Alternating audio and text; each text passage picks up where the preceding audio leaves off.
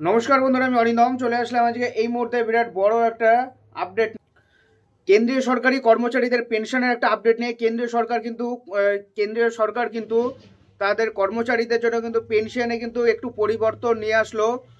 So সে কি পরিবর্তন আনলো এ টু জেড আজকে ভিডিওটাতে আলোচনা করবো। সো বন্ধুরা, এই জন্য কিন্তু ভিডিওটা কিন্তু আপনাদের প্রথম থেকে শেষ পর্যন্ত কিন্তু দেখতে হবে। সো চলুন আজকের এই গুরুত্বপূর্ণ ভিডিওটা শুরু করি। বদলে গেল সরকারি কর্মচারীদের পেনশনের নিয়ম। কর্মরত অবস্থায় কোনো সরকারি কর্মচারীর মৃত্যু হলে সেন্ট্রাল সিভিল সার্ভিস পেনশন বিধি 2021 অনুসারে মাসে মাসে পেনশন দেওয়ার ব্যবস্থা রয়েছে। একে বলে পারিবারিক পেনশন। এই পেনশনের জন্য কর্মরত অবস্থাতেই কর্মচারী তার পরিবারের সদস্যদের নাম দেন।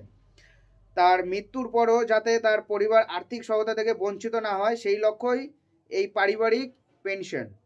সরকারি কর্মচারীর মৃত্যুর পর তার স্ত্রী বা স্বামী, সন্তান, পিতা মাতা বা অভিভাবক, প্রতিবন্ধী ভাই ও বোন এই পেনশন পেতে পারে। তবে মৃত সরকারি কর্মচারীর মেয়ে কি পারিবারিক পেনশন পেতে পারেন? সেন্ট্রাল সিভিল সার্ভিস পেনশন বিধি অনুসারে অবিবাহিত, বিবাহিত এবং বিধবা কন্যারা পারিবারিক পেনশন পেতে পারেন। জানিয়ে রাখি, নিয়ম অনুসারে কোনো পারিবারিক পেনশনের জন্য যোগ্য পরিবারের সদস্যদের তালিকা থেকে কখনোই সরকারি কর্মচারীর কন্যার নাম বাদ দেওয়া যাবে না। তবে কন্যার বয়স 25 বছরের বেশি হলে তবেই মেয়ে পেনশন পাওয়ার যোগ্য। তবে বেশ কিছু নিয়মও মানতে হয় এক্ষেত্রে। কন্যা সন্তান বিয়ে না হওয়া, চাকরি না হওয়া পর্যন্ত ফ্যামিলি পেনশনের যোগ্য থাকেন এবং মাসিক এবং শারীরিক অক্ষমতা না হওয়া পর্যন্ত এই পেনশন তারা পেতে পারেন। আবার মেয়ে অবিবাহিত, ডিভোর্সি বা বিধবা হলেও তারা এই পেনশন পাওয়ার যোগ্য।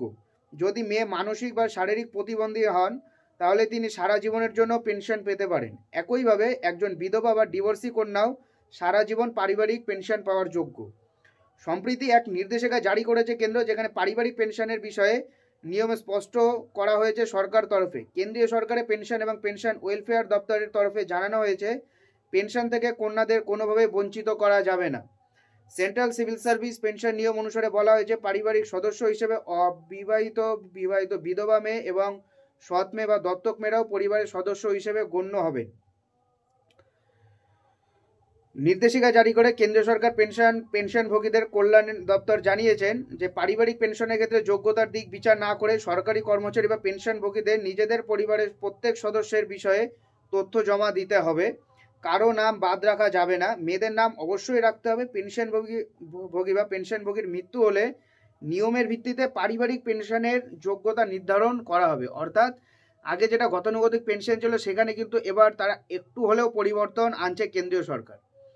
সো বন্ধুরা, এটাই হলো আজকের আপডেট। এরকম আপডেট পাওয়ার জন্য অবশ্যই চ্যানেলটা সাবস্ক্রাইব করে আমাদের পাশে থাকবেন। দেখা হচ্ছে পরে ভিডিওতে। ভালো থাকবেন সবাই। নমস্কার, জয় হিন্দ, বন্দে মাতরম।